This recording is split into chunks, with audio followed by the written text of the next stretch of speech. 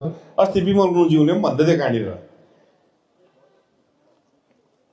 मालीलाई भुल्यो भन्दै थियो नि उहाँले क्या फुल रहिले फुलाएको मालीलाई भुल्यो भन्दै थियो हिजो त माली फुलवाला मालीवाला सबैबाट टेपेर छ पुलिस त बोलीको टुङ्गो हुनुपर्छ नि त हौ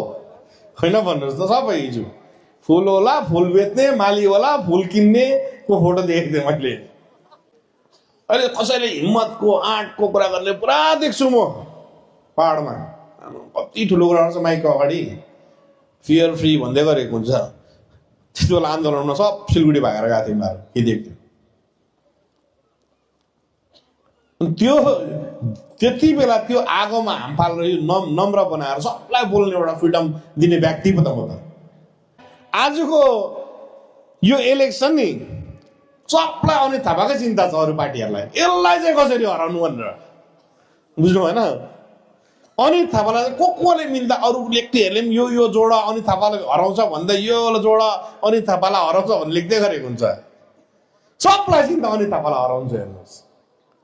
र उनीहरूले हराउनुलाई सोध्छ म जित्नुको लागि सोध्छु म पक्का जित्छु भने हेर्नुहोस् अहिले हेर्नु जिटिएलाई कसलाई मन पराउँदैन कुनै पनि राजनीति जिटिएलाई मन पराउँदैन पुगेर जितेको भए मन पराउँथ्यो अब इलेक्सन आउनुलाई सबै झुत्तिन्छ फेरि हेर्नुहोस् न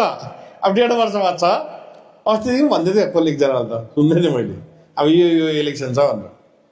क्लियर हुनु पर्यो नि त जस्तो म क्लियर छु म बङ्गाल सरकारसँग मिलेर म एरियाको विकासको लागि निक्लेको म क्लियर छु त गोर्खाल्यान्डलाई राज्य विष्टलाई भोट लगाएर चाहिँ उसले ल्याउनुपर्छ गोर्खाल्यान्ड हामी कहाँ रोक्ने हो तपाईँहरूले अस्ति पनि विकासलाई छोडेर गोर्खाल्यान्डलाई हाल्नुभयो भोट ठिकै छ त्यो देशको भोटहरू तर उसको जिम्मेवारी हो नि त अब जस्तो म स्टेट सब्जेक्टमा काम गर्दैछु भनेपछि यहाँको बाटो बनाउने मेरो जिम्मेवारी हो यहाँको हस्पिटल बनाउने मेरो जिम्मेवारी हो यहाँको पानी दिने मेरो जिम्मेवारी हो तर गोर्खाल्यान्ड ल्याउने उसको जिम्मेवारी हो नि त यहाँको मान्छेले भोट पनि हाल्छ उसलाई सोध्दैन पनि फेरि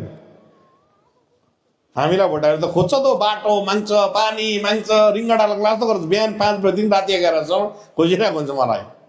अब यो सकेर पुरा पर्खिरहेको होला मान्छेले कसैको के हुन्छ कसैको के हो सबलाई भेटेर जानुपर्छ मैले अघि बाटोदेखि भेट्दै आएको त्यही कारण तपाईँहरूलाई म भन्छु कि अलिकति सचेत हुनुहोस् कन्सियस हुनुहोस् मलाई त भोटै नहालेको मान्छेको मैले बाटो बनाइदिउँ अब बसिरहेको ज्याकेट पहिरो लाएर मेरो जिटिएलाई छ नो रोड नो बोर्ड भोट नदिएको सोध्दछु र पनि मैले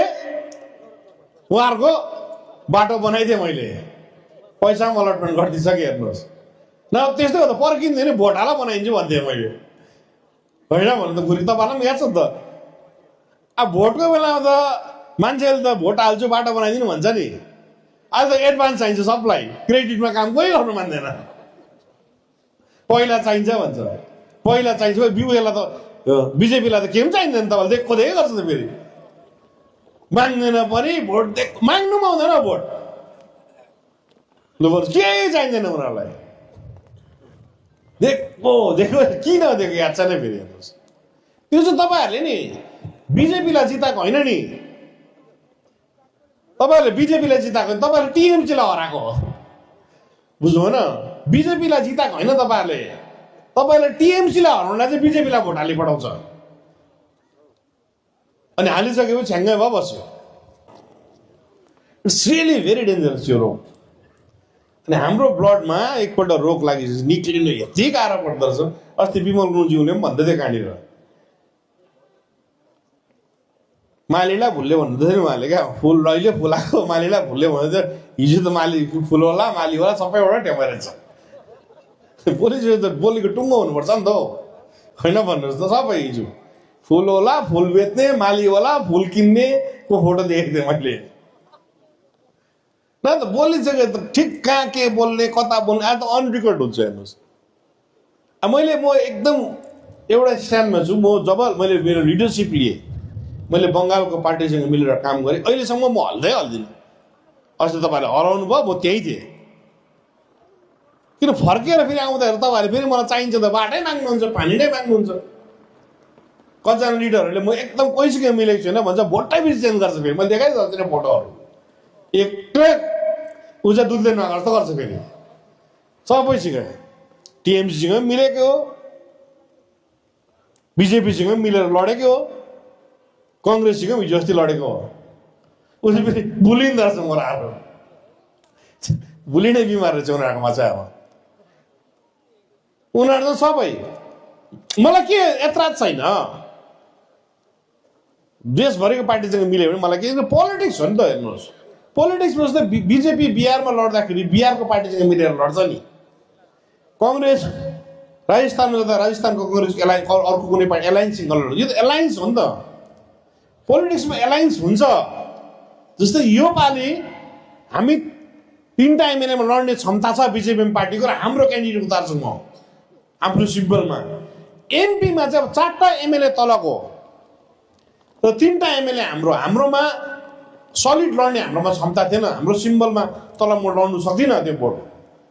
तर मैले हाम्रो क्यान्डिडेट दिएँ। सिम्बल त मैले मागेको, उनीहरू त धन्यवादै गर्नुपर्छ हामीले। उनीहरूले हामीलाई सिम्बल पनि दियो, त्यहाँको सिलगढीको भोट पनि दियो हाम्रो क्यान्डिडेटलाई। र हाम्रो सिम्बलमा हामी एमपी लड्ने हाम्रोमा थिएन नि त। त्यो सिलगढीको भोट पनि चाहिन्छ हामीलाई, इस्लामपुरसम्मको भोट चाहिन्छ, तर हामीलाई उहाँहरूले सिम्बल पनि दियो हाम्रो क्यान्डिडेटलाई, र भोट पनि दियो, तर हाम्रै छैन यहाँ। बुझ्नु भएन? हाम्रो त्यो एउटै कुरामा अल्झी, फेरि बङ्गाल हाम्रो च्यानमै हामी झासझुस भयो। अन्त एउटा कुरो चाहिँ यो बङ्गाल हाम्रो च्यान हो भन्दाखेरि चाहिँ हाम्रो ठाउँ अहिलेसम्म दुःख पाएको चाहिँ यो हो, च्यान जस्तो हुन्छ राम्रो हुन्छ ल भन्नु कराउने तपाईँ हामीले उफ्री उफ्री। र यो टोन, यो थट प्रोसेस, यो विचारलाई चाहिँ परिवर्तन ल्याउनुपर्छ, यो सोचलाई चाहिँ परिवर्तन ल्याउनुपर्छ। हेर्नुहोस्, यो यात्रा मैले त्यसै तय गरेको होइन नि, अनि यो यात्रा सजिलो थिएन नि। अहिले कसैले हिम्मतको आँटको कुरा गर्ने पुरा देख्छु म पाहाडमा, कति ठुलो कुरा गर्छ माइकको अगाडि, फियर फ्री भन्दै गरेको हुन्छ। त्यति बेला आन्दोलनमा सब सिलगढी भागेर गएको थियो उनीहरू, के देख्थ्यो। त्यो त्यति बेला त्यो आगोमा हाम फालेर यो नम्र बनाएर सबलाई बोल्ने एउटा फ्रिडम दिने व्यक्ति पो त म त। त्यो दिन र यो दिन सोच्नुहोस्, अहिले जसले जे भन्दा पनि पाउँछ यहाँ। त्यो फ्रिडम दिएको छु नि मैले, त्यो गाली गर्ने स्पेस बनाइदिन्छु, मैले गाली खाएको छु अहिले, तर मलाई केही जस्तो पनि लाग्दैन गाली गर्दा। सुन्नु त हो, सुन्दाखेरि मेरो गोजी एउटा 1 रुपियाँ जाने छैन भन्नेलाई कस्तो रिस उठ्छ होला, कोचेको घोचेको चाहिँ म आइएम भन्दिनँ, आफ्नो काम गरिरहन्छु म। हेर्नुहोस्, सबै आजको यो इलेक्सन नि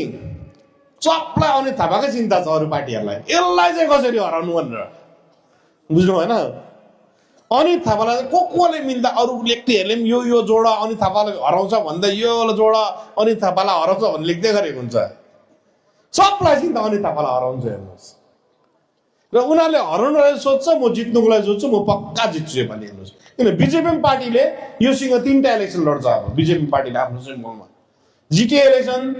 राम्रो मार्जिनले जित्यौँ हामीले, पञ्चायत इलेक्सन एकदमै राम्रो मार्जिन दिन्छौँ, अनि यो बिजेपी पार्टीको 3rd इलेक्सन हो आफ्नो सिम्बलमा, अनि एकदमै राम्रो मार्जिनले जित्छौँ हामी। ढुक्कै बस्नुहोस्, किन तपाईँहरूलाई मोमबत्तीमा हाल्ने पनि बानी छ नि त। बुझ्नु भएन? अस्तिको सिम्बल ल्याएको 2टा फुलमा जोकियो तपाईँहरू, त्यो बानी त बनिएको छ नि त। बानी बनिएपछि हाम्रोले त्यो एकपल्ट बानी लगेपछि त्यो बानी छोड्दैन, मलाई थाहा छ यो कुरो। किन यहाँनिर जिटिए इलेक्सन एकदमै राम्रो मार्जिनले जितेको, पञ्चायत त झनै एकदमै एब्सोल्युट मेजोरिटीले जितेको, भनेपछि एमएलए इलेक्सन हामी जित्छौँ नि।